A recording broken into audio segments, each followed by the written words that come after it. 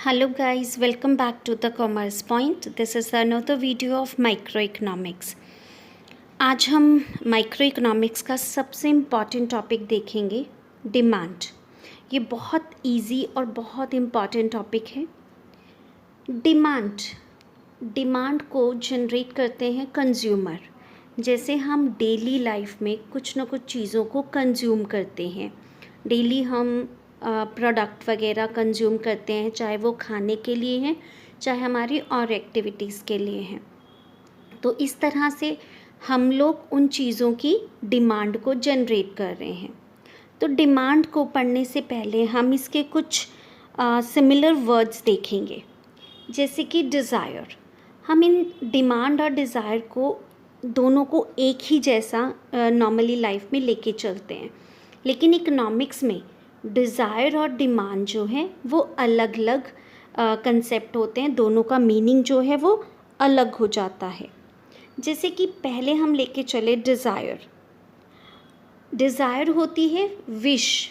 आप कोई चीज़ परचेज़ करना चाहते हो, आपकी विश है कि आपने LED TV लेना है, राइट।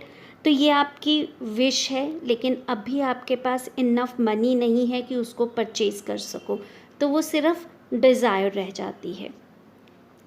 एक डिज़ायर वांट तब बनती है जब आप उसको परचेज़ करना चाहते हो, LED TV को। विश है आपकी and you have ability to purchase it. आप में इतनी एबिलिटी भी है, आपके पास इनफ मनी है कि आप उसको परचेज़ कर सको, बट नॉट विलिंग टू पे एट दैट टाइम। लेकिन उस टाइम पर आपकी कुछ और चीज़ें जो हैं वो ज़रूरी हो जाती हैं, तो इसीलिए अभी आप इसकी डिमांड को पोस्टपोन कर रहे हो कि अभी नहीं लेंगे, हम नियर फ्यूचर में इसको लेके चलेंगे, तो वो सिर्फ वांट हो जाती है। अब ये डिमांड कब बनती है? जब आप उस चीज़ को लेने के लिए विलिंग भी हो, एबिलिटी भी है आप में उस चीज़ को परचेज़ करने की, कि लाइक आपके पास इनफ मनी भी है, एंड उस टाइम पर गिवन प्राइजेस पर आप पे करने के लिए रेडी भी हो in the given time period. उस टाइम पीरियड के अंदर तो एक टाइम के अंदर जब आप विलिंग हो लेने के लिए, एबिलिटी भी है और आप पे करने के लिए भी रेडी हो, तो वो आपकी डिमांड हो जाती है। तो डिमांड के लिए हमारी ये 5 चीज़ें होना बहुत ज़्यादा ज़रूरी है। पहले तो आपकी है विश, आप उस चीज़ को लेना चाहते हो। सेकंड है एबिलिटी, कि आपके पास इनफ मनी है उसको परचेज़ करने की, आप विलिंग भी हो पे करने के लिए गिवन प्राइजेस पे, जो भी गिवन प्राइजेस है उस टाइम पर और गिवन टाइम के अंदर, तो ये आपकी डिमांड बन जाएगी, राइट। अब नेक्स्ट हम देखेंगे demand and quantity demanded. Demand होती है जब हम लेके चलते हैं कि वेरियस पॉसिबल क्वांटिटी हम कितनी परचेज़ कर सकते हैं buy at the different possible prices पे। जैसे एक गुड्स के जो प्राइजेस हैं, अगर मान लो 10 रुपीज़ हैं, तो आप उसकी क्वांटिटी परचेज़ कर रहे हो 10 यूनिट्स, लेकिन अगर उसके प्राइजेस राइज होकर 20 हो जाते हैं, तो अब आप उसके सिर्फ 5 यूनिट ही परचेज़ कर रहे हो। तो डिफरेंट प्राइजेस पर आप कितनी डिफरेंट क्वांटिटी परचेज़ करना चाहते हो एक पॉइंट ऑफ टाइम पे, तो उसको हम कहते हैं डिमांड। और क्वांटिटी डिमांडेड कि एक स्पेसिफिक प्राइजेस पर कितनी स्पेसिफिक क्वांटिटी आप परचेज़ करना चाहते हो, तो उसको हम कहते हैं क्वांटिटी डिमांडेड, कि एक पर्टिकुलर प्राइस पर कितनी क्वांटिटी जो है डिमांड में लाई जा रही है, राइट। तो ये हो गया हमारा डिमांड और क्वांटिटी डिमांडेड का। इसके बाद डिमांड के कुछ शेड्यूल्स हैं, कुछ इनके कर्व्स हैं। तो पहले डिमांड शेड्यूल देखेंगे। डिमांड शेड्यूल एक ऐसा टेबल है जो शो करता है relationship between the price and quantity demanded, कि प्राइस और कितनी क्वांटिटी डिमांडेड की जा रही है, उन दोनों के बीच का जो भी रिलेशनशिप है उसको हम कहते हैं डिमांड शेड्यूल। ये एक इंडिविजुअल डिमांड शेड्यूल भी हो सकता है, एक मार्केट डिमांड शेड्यूल भी हो सकता है। तो अगर हम इंडिविजुअल डिमांड शेड्यूल की बात करें तो एक कंज्यूमर डिफरेंट डिफरेंट प्राइजेस पर कितनी डिफरेंट क्वांटिटीज़ को परचेज करना चाहेगा.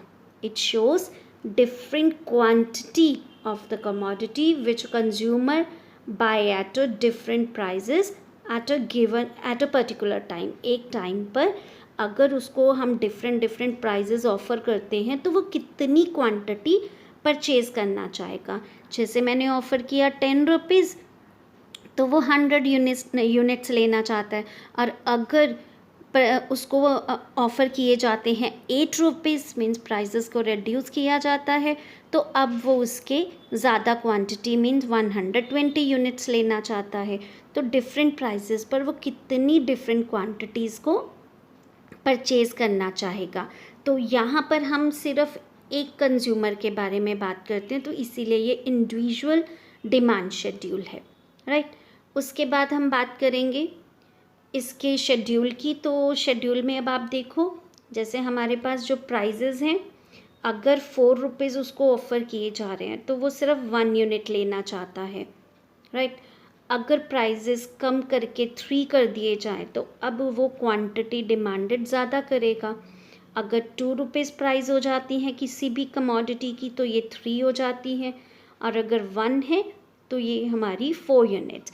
तो अब आपने ऑब्ज़र्व किया कि जैसे जैसे प्राइजेस को हमने कम किया, जो कंज्यूमर है वो उस चीज़ के डिमांड को इंक्रीज़ कर देता है. मीन जब हम प्राइस के साथ इसका रिलेशन लेके चलें तो ये हमारा इन्वर्स रिलेशनशिप होता है. लाइक हमने अगर प्राइजेस किसी भी कमोडिटी के अगर रिड्यूस कर दिए तो हमारी जो क्वांटिटी है वो हमारी इंक्रीज़ हो जाएगी. तो ये हमारा इन्वर्स रिलेशनशिप हुआ. जैसे आपने देखा होगा कि जब भी सीज़न के ऑफ में कुछ ब्रांडेड कपड़ों की सेल लगती है, राइट, तो उसमें जब भी प्राइजेस वो कम कर देते हैं 25% का, जैसे उन्होंने डिस्काउंट दिया, तो उनकी जो क्वांटिटी डिमांडेड है वो इंक्रीज़ हो जाती है, राइट. तो इसको हम कहते हैं individual demand schedule. Market demand schedule में हम सारे कंज्यूमर की बात करेंगे. तो कितनी क्वांटिटी डिमांडेड होती है by all the consumer at a different prices during a given period. तो यहाँ पर हमने 2 कंज्यूमर्स को लिया, एक एग्जांपल ली कि जैसे 2 कंज्यूमर हैं ए और बी. अगर हम प्राइजेस 4 रुपीज़ रखते हैं तो ए जो है 1 यूनिट्स की डिमांड कर रहा है, लेकिन बी की जो परचेजिंग पावर है अच्छी है, मीन्स उसकी इनकम अच्छी है, तो वो 2 यूनिट्स की डिमांड कर रहा है. तो टोटल मार्केट में डिमांड हो गई 3 यूनिट्स की. ऐसे ही अगर प्राइसेस को रिड्यूस किया जाए, ए ने अब 2 यूनिट्स परचेज करने चाहे और बी ने डिमांड करी 3 यूनिट्स की, तो टोटल मार्केट की डिमांड हो गई 5 यूनिट्स की. अगर प्राइजेस 2 रुपीज़ कर दिए जाते हैं, ए कर रहा है 3 यूनिट्स की डिमांड, बी कर रहा है 4 यूनिट्स की, तो टोटल मार्केट की डिमांड हो जाती है हमारे 7 यूनिट्स. और इसी तरह से अगर प्राइजेस और रिड्यूस कर दिए जाते हैं तो ए क्वांटिटी डिमांडेड करेगा 4, बी करेगा 5 की, तो टोटल हमारी मार्केट की डिमांड हो जाएगी 9 यूनिट्स की, राइट.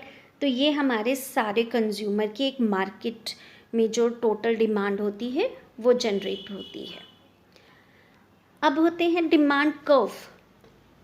अब जितने भी हमने शेड्यूल्स बनाए उनकी अगर हम ग्राफिकल प्रेजेंटेशन लेके चलें तो उसको हम कहते हैं demand curve. It is a graphical presentation of demand schedules. तो जब हमने 2 तरह के शेड्यूल्स देखे थे, इंडिविजुअल डिमांड कर्व शेड्यूल, और तो उसका हमारा बन जाएगा इंडिविजुअल डिमांड कर्व, और मार्केट डिमांड शेड्यूल का market demand curve. Individual demand curve, इसमें ग्राफिकल प्रेजेंटेशन होगी demand schedules showing different quantity of a commodity which an individual, एक इंडिविजुअल कस्टमर कि डिफरेंट प्राइजेस पर कितनी बाय करना चाहता है. मीन्स एक कंज्यूमर डिफरेंट डिफरेंट प्राइजेस पर कितनी क्वांटिटी कंज्यूम करना चाहता है, उसकी ग्राफिकल प्रेजेंटेशन, राइट.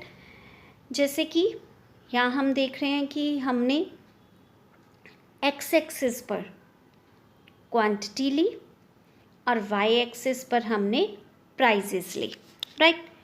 जब हमारे प्राइजेस 4 रुपीज़ थे तो हमने क्वांटिटी डिमांडेड करी 1 यूनिट की एक कंज्यूमर ने, राइट।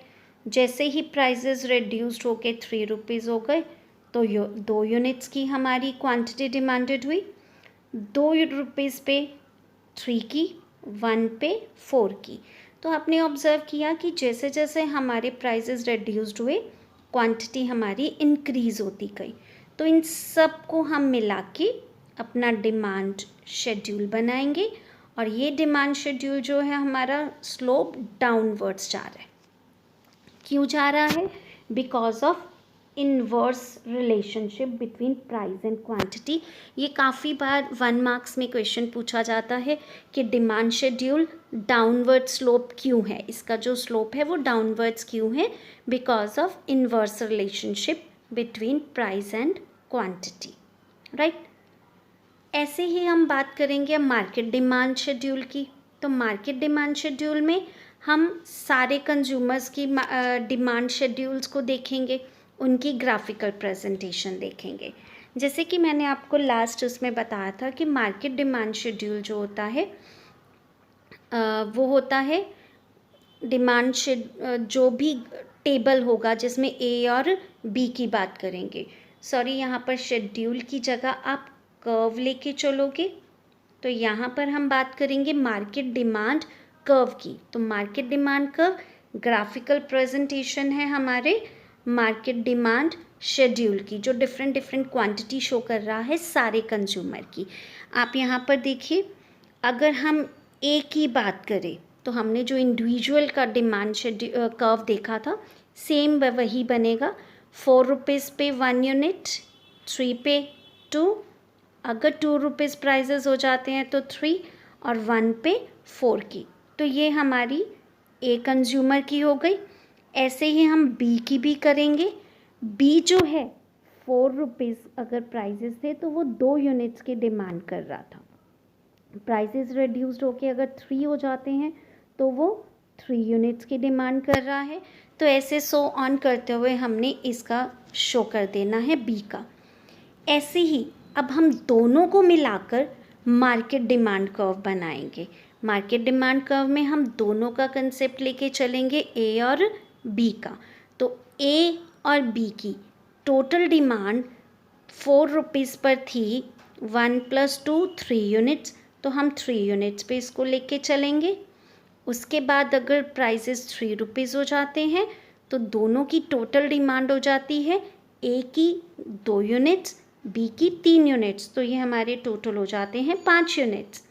ऐसे ही हम 2 रुपीज़ प्राइजेस पर लेंगे, ए की है 3, बी की है 4, तो टोटल वो हो गई 4 यूनिट्स। और लास्ट में दोनों की टोटल डिमांड जो है वो है 9 यूनिट्स की। तो ये हमारा मार्केट डिमांड शेड्यूल हो जाता है। तो हमने इस वीडियो में देखा डिमांड का मीनिंग, डिमांड किस तरह से जनरेट होती है, कैसे कैसे उसमें फैक्टर्स होते हैं। उसके बाद हमने देखा individual demand schedule, market demand schedule और इंडिविजुअल डिमांड कर्व और मार्केट डिमांड कर्व। तो आई होप आपको ये सारी वीडियो क्लियर हो गई होगी। अगर आपको कोई भी डाउट है तो आप मुझे कमेंट बॉक्स में कमेंट करके पूछ सकते हैं। Thank you so much. अगर मेरी वीडियो आपको पसंद आए तो प्लीज़ लाइक और सब्सक्राइब कीजिए। Thank you so much.